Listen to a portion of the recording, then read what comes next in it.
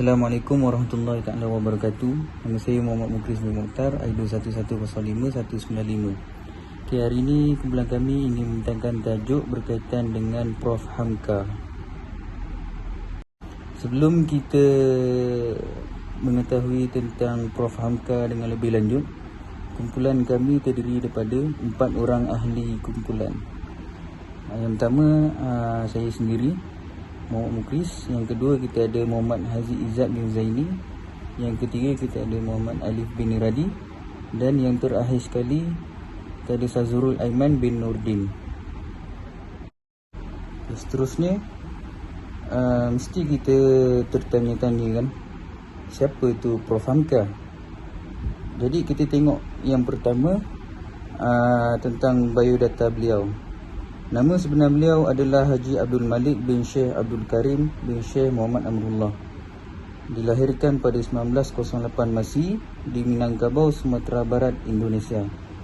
Bapanya pula adalah Syekh Abdul Karim, seorang ulama terkenal yang membawa pembaharuan di Minangkabau. Jadi pada tahun 1981 Masih, beliau telah meninggal dunia di Malaysia. Dan disebabkan itu, beliau telah dipanggil sebagai ataupun digelar sebagai Buya Hamka, yang mana Buya itu membawa maksud ayah ataupun seseorang yang amat dihormati. Pendidikan beliau pula, beliau ni pernah belajar Al-Quran dan asas yang berkaitan dengan agama daripada bapanya. Beliau juga pernah bersekolah rendah di Padang Panjang dan bersekolah agama di Sekolah Agama At-Tawalib, yang mana Sekolah Agama At-Tawalib itu adalah sekolah milik bapanya sendiri. Sekolah ini berada di Indonesia.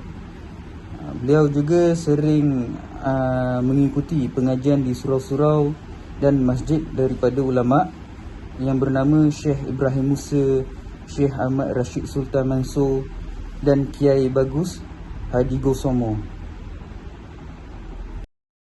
Bismillahirrahmanirrahim. Assalamualaikum warahmatullahi taala wabarakatuh. Nama saya Muhammad Alif bin Radi, nombor metrik I21105174. Okey, saya akan teruskan pembentangan mengenai kepribadian Prof Hamka.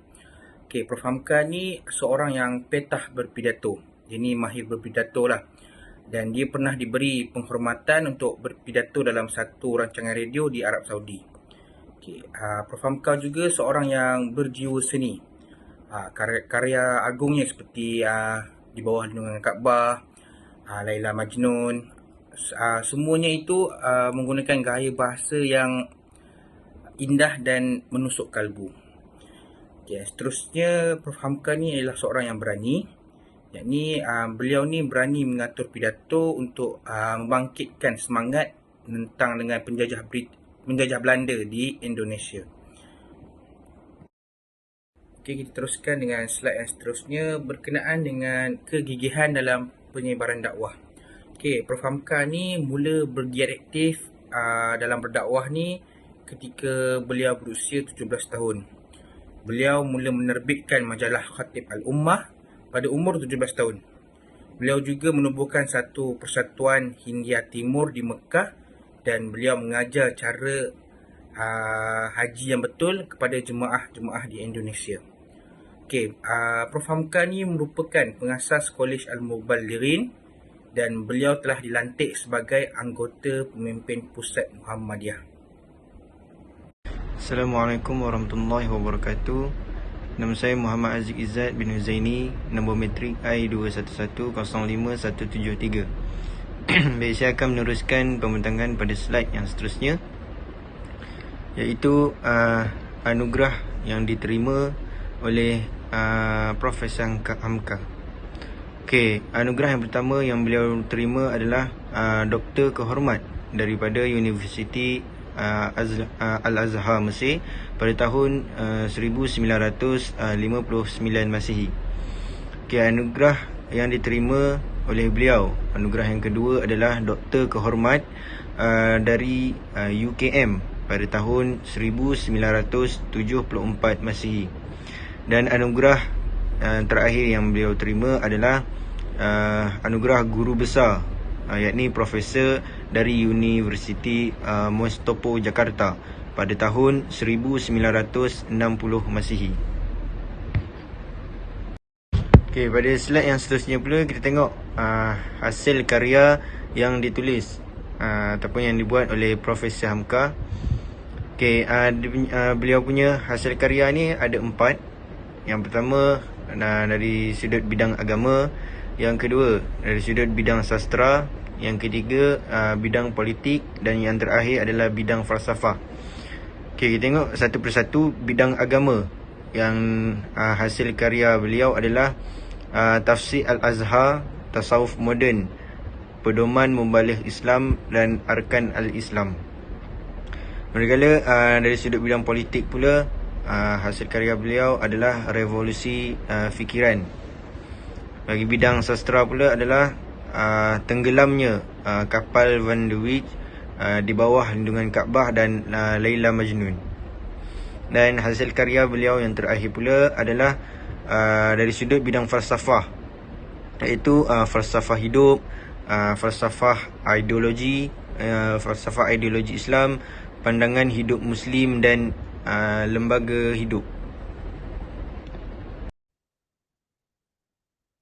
Bismillahirrahmanirrahim. Assalamualaikum warahmatullahi wabarakatuh. Saya Sajrul Aiman bin Nordin, nomor metrik I211055152. Okey, seterusnya saya akan menerangkan tentang sumbangan dalam ilmu dan pemikiran Profesor Buya Hamka. Iaitu yang pertama, tokoh ulama yang terkenal yang membawa pembaharuan dalam pembaharuan di Nusantara. Seterusnya, karya beliau dalam bidang agama, kesusastraan, dan falsafah menyentuh secara langsung kehidupan umat Islam di Nusantara, dan beliau banyak menghasilkan karya dalam pelbagai bidang dan merupakan tokoh agama dan pendakwa yang hebat. Okey, seterusnya kepada perjuangan. Seluruh hidupnya dipenuhi dengan perjuangan, serta beliau pernah menyertai front pertahanan nasional untuk menyekat kemarahan Belanda di Indonesia dan melancarkan penentangan terhadap khurafat, bid'ah, dan tarikat kebatinan yang tular di Indonesia dengan mendirikan pusat latihan dakwah Muhammadiyah.